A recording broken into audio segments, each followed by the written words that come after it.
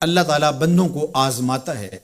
پرکھ کرتا ہے، امتحان لیتا ہے، طرح طرح کی نعمتوں سے اسے مالا مال کرتا ہے، کاروبار وسیع ہو جاتا ہے، اس کے لیے دولت کے انبار لگ جاتے ہیں، دنیاوی مال و اسباب اس کے لیے جمع ہو جاتا ہے،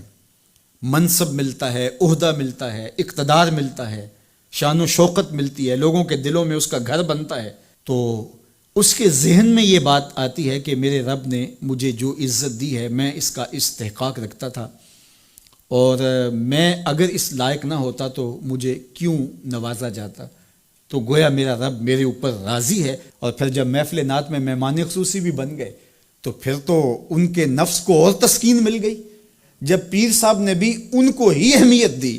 تو پھر انہیں لگا کہ واقعہ ہی ہمارا رب ہم پہ راضی ہی ہے، تبھی تو ہمیں مذہبی طبقوں کے اندر بھی اہمیت مل رہی ہے، حالانکہ وہ جانتے ہیں کہ ہم نے یہ دولت کیسے حاصل کی ہے، وہ جانتے ہیں کہ ہمیں سجدے کی توفیق نصیب نہیں ہے، وہ جانتے ہیں کہ آج اس محفل میں مہمان خصوصی سے تو کل ہم شراب خانے میں تھے، انہیں پتہ ہے، لیکن اس کی طرف توجہ نہیں جاتی، سوچتے نہیں ہیں، بلکہ وہ یہ سمجھتے ہیں کہ ہمیں یہ جو عزت مل رہی ہے یہ اللہ تعالیٰ کی طرف سے ہماری کسی قبولیت کی وجہ سے یہ عزت ہے، حالانکہ یہ ان کی آزمائش تھی، ان کا امتحان تھا۔ دوسری بات، وَأَمَّا إِذَا مَبْتَلَاهُ، اور جب اللہ اس کو آزماتا ہے، فَقَدَرَ عَلَيْهِ رِزْقَهُ، اور اس کے رزق کو تنگ کرتا ہے، اس کو آزمائش کی بھٹی میں ڈالتا ہے، فَيَقُولُ رَبِّي أَهَانَنِ،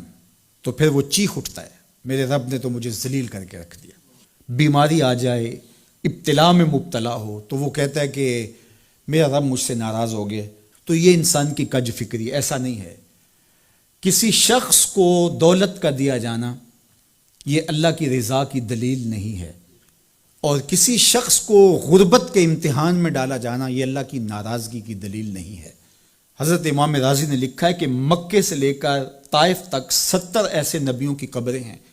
جن کی وفات صرف بھوک کی وجہ سے ہوئی ہے۔ تکلیفوں میں، آزمائشوں میں، امتحانوں میں، ابتلاؤں میں اس کے بندے رہے ہیں۔ میرے اور آپ کے آقا و مولا حضور ختمی المرتبت کے گھر میں کبھی برابر چولہا نہیں جلتا تھا، کبھی کھانے کے لیے کچھ میسر نہیں ہوتا تھا، پانی پی کے اور کھجور کھا کے گزارا ہوتا تھا، تو یہ تو کوئی دلیل نہیں ہے۔ اللہ کی رضا کی دلیل کیا ہے؟ نیکی کی توفیق مل جانا۔ اور اللہ کی ناراضگی کی دلیل کیا ہے؟ کسی شخص کا گناہ پہ دلیر ہو جانا۔ کوئی بندہ گناہ پہ دلیر ہے اور معصیت، نافرمانیاں، اللہ کے حکموں کو توڑنا اس کا مزاج ہے، تو سمجھو اللہ اس سے ناراض ہے۔ اور اگر کسی کو اللہ نے سجدے کی توفیق دی ہے، کسی کو اللہ نے اپنے راستے میں خلوص کے ساتھ خرچ کرنے کی توفیقات عطا کی ہیں، حلال حرام کی تمیز اس کو عطا کر دی گئی ہے، تو پھر سمجھ لو کہ اللہ اس پہ راضی ہے۔ باقی رہی بات کہ کسی کو دولت کا زیادہ دیا جانا، کسی کو کم دیا جانا، تو یہ آزمائش ہے۔ اب جو اہل ایمان ہیں، اللہ کے بندے ہیں، وہ کیا کرتے ہیں؟ جب دولت زیادہ ملتی ہے، اقتدار ملتا ہے، منصب ملتا ہے، تو صرف اللہ کے شکر کے دائرے میں آ جاتے ہیں، اور جب مصیبت آتی ہے، تکلیف آتی ہے، اذیتوں میں مبتلا ہوتے ہیں، تو پھر وہ یہ نہیں کہتے کہ ہمارے رب نے ہمیں ذلیل کر دیا، بلکہ وہ اس پہ صبر کرتے ہیں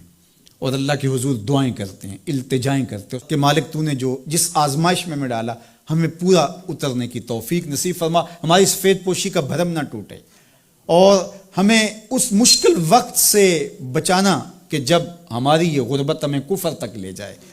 اور جب ان کو دولت مندی دی جاتی ہے تو وہ ڈرتے ہیں کہ اللہ ایسا نہ ہو کہ یہ دولت ہمیں فرعون بنا دے،